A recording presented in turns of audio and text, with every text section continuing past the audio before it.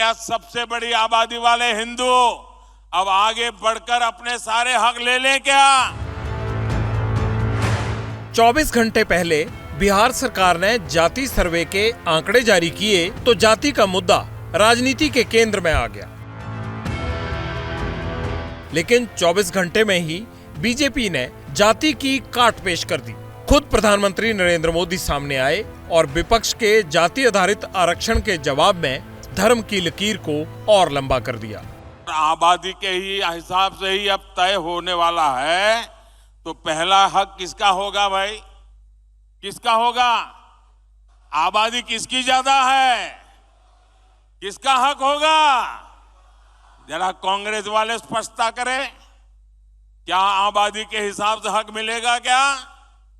तो क्या अल्पसंख्यकों को कांग्रेस हटाना चाहती है क्या? तो क्या सबसे बड़ी आबादी वाले हिंदू अब आगे बढ़कर अपने सारे हक ले लें क्या? पीएम मोदी के इस बयान के मायने साफ हैं। बात आबादी के मुताबिक हिस्सेदारी की है तो बीजेपी भी हिस्सेदारी की ही बात करेगी, लेकिन जाति नहीं बल्कि धर्म उसका आधार हो। इसके संकेत यूपी के मुख्यमंत्री पहले ही दे चुके हैं। धर्म तो दुनिया में एक ही है, वह है सनातन धर्म। बाकी धर्म नहीं है, मत हैं, पंथ हैं, उपासना विधि है। अब ये सारी लड़ाई किस लिए है? चुनाव में जाति चलेगी या धर्म? पहले जाति का फैक्टर समझिए। बिहार में 13 करोड़ की आबादी के लिए जातिगत जनगणना हुई। रिपोर्ट के मुताबिक 82% लोग ओबीसी, एससी और एसटी समाज से हैं। आमतौर पर ये नीतीश कुमार और लालू का बड़ा वोट बैंक माना जाता रहा है।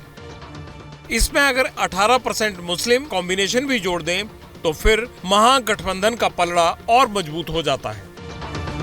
सरकार यहाँ पर जाति गणना की रिपोर्ट जारी कर रही है और देश के आदरणीय प्रधानमंत्री ठीक 3.5 घंटे बाद राजनीतिक जहर डाल रहे हैं। कह रहे हैं ये विकास विरोधी लोग हैं, तो कल्याणकारी योजनाओं में जाति मानक क्यों है? रोजगार में जाति मानक क्यों है? बिहार ने अगुवाई करके भारत की सरकार को और राज्य की सरकारों को एक स्पष्ट दिशा दिया है और इस बार का चुनाव का एक निश्चित मुद्दा होगा जो हमारे राष्ट्रीय जनता दल के नेतृत्व और महागठबंधन का नेतृत्व कह रहा है कि हम जातीय जनगणना कराएंगे। लेकिन बीजेपी धर्म की पिच पर जमी है और इसे 2011 की जनगणना के आंकड़े के लिहाज से भी देखना होगा।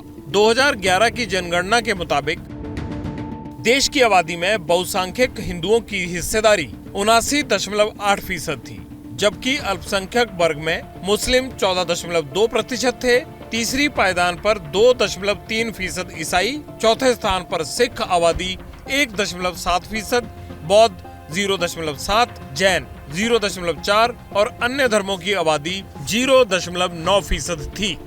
अगर ये मुद्दा बनता है 2024 के चुनाव में तो मुझे लगता है बीजेपी को कुछ नुकसान होगा, लेकिन मैं नहीं मानता कि 2024 का चुनाव सिर्फ और सिर्फ एक ही मुद्दे पर होगा। इस मुद्दे का सहारा विपक्षी पार्टियां लेना चाहेंगे क्योंकि ये बड़ा हथियार विपक्ष की पार्टियों के हाथ में लगता हुआ दिखाई पड़ता है। तो कुछ नुकसान होगा, लेकिन मुझे लगता है बीजेपी कमर कस के आएगी और अन्य मुद्दों को के सहारे 2024 के चुनाव में जाने की कोशिश करेगी। विपक्षी दल बिहार के जातीय सर्वे के बाद फ्रंट फुट पर है। बीजेपी हो, आरजेडी हो, समाजवादी पार्टी हो या फिर बीएसपी, सबकी एक ही मांग है, देश में जाति सर्वे हो। विपक्ष को पूरा यकीन है कि बीजेपी के हिंदू वोट बैंक की मजबूत दीवार जो अगड़े, पिछड़े, एससी, एसटी तमाम जातियों की ईंट पर टिकी है और जाति के नाम पर अगर ये ईंट बाहर निकली तो दीवार का ढहना या कमजोर होना तय है।